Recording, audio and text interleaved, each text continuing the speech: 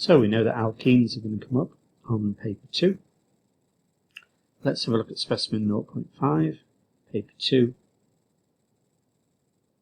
question number 7. So the question is about polymers. So there's a polymer P, or at least part of a unit of a polymer chain, and it's asked for the monomer that's used to form polymer P. So you know that a monomer, when we have addition polymerization, you have a double bond between the two carbons, and the double bond breaks, and the bond goes to the left, and the bond goes to the right, and it makes a long single chain out of short chains. So short chain monomers with a double bond breaks, and it makes a long single polymer chain.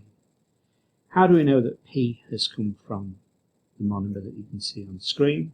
Well, what you do is you take P and you take away the two bonds left and right, because they have come about because the double bond's broken.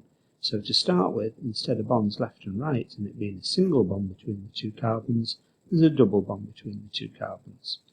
I always put the two carbons and then in the middle with the double bond, and then I put the four groups, 2 up and 2 down, in an H shape. If you do it in an H shape, then you can't go wrong. The double bond breaks, as I say, and 2 single bonds left and right to form a long polymer chain. That's called addition polymerization. Draw the structure of the two components that react together to form polymer Q. Well, this is a condensation polymer. So what you've got is, between the CO and the C double bond O, there you've got an ester link. So you've had an OH, an alcohol, and you've had a carboxylic acid. So on one end there's 2 carboxylic acid groups, and on another molecule there's 2 alcohol groups, and they join together, one and then another one, and then that repeats, and they release water in a condensation reaction.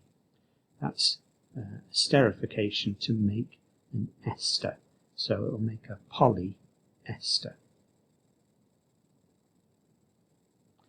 Suggest an environmental advantage of polymer Q over polymer P.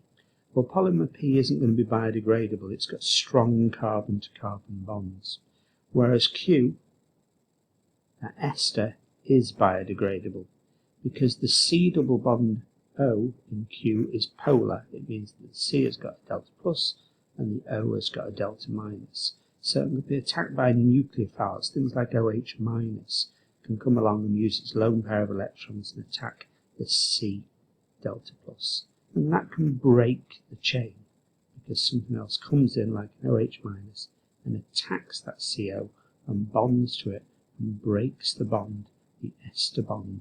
The C double bond O would break when that reaction occurs with a nucleophile.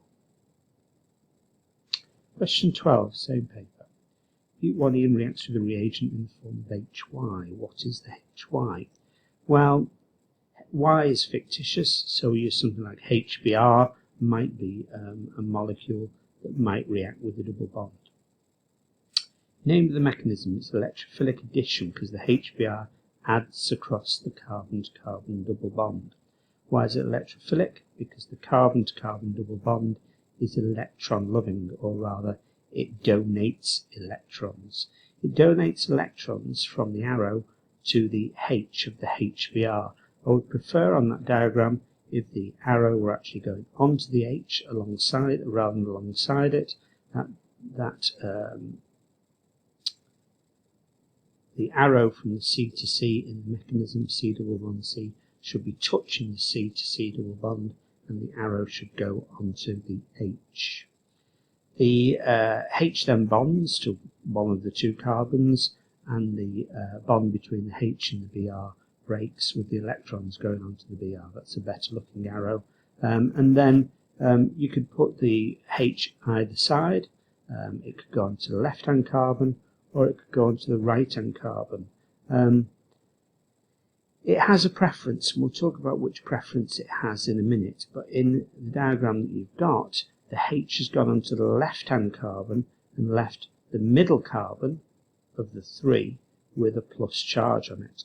That's called a secondary carbocation, carbocation as a C+, and secondary means that the C with the plus has two carbons, one to the left and one to the right, secondary.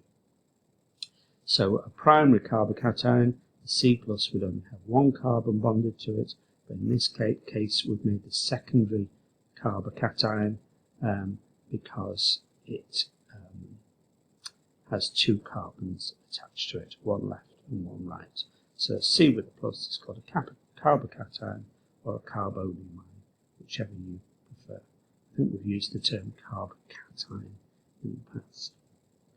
The Br has got a lone pair of electrons, it's got the minus charge on it, so the C has a plus and the Br has a minus charge on it, but the arrow comes from the lone pair, it doesn't come from a minus charge, and bonds to the C+. And it's going to make the chemical that you can see on the right. This is the major product. Why is it the major product? Because a secondary carbocation is more stable than the primary carbocation.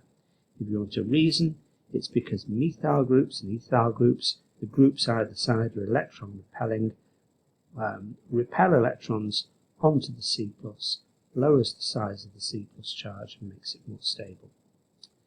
It says, explain how these three isomeric products are formed. Well, you've got the major product formed from the secondary carbocation with the Br on carbon number 2. You can have a primary carbocation with the C+ on the end on carbon number 1, and then the Br would join to carbon number 1. So you'd have two position isomers. You'd have two bromobutane, as shown in the picture, and you'd have one bromobutane if it was formed from a primary carbocation. And then finally, the third one is from that 2-bromobutane, bit having a chiral carbon at number 2, so it's going to have enantiomers. It's going to have stereoisomers, mirror images, because of that chiral carbon.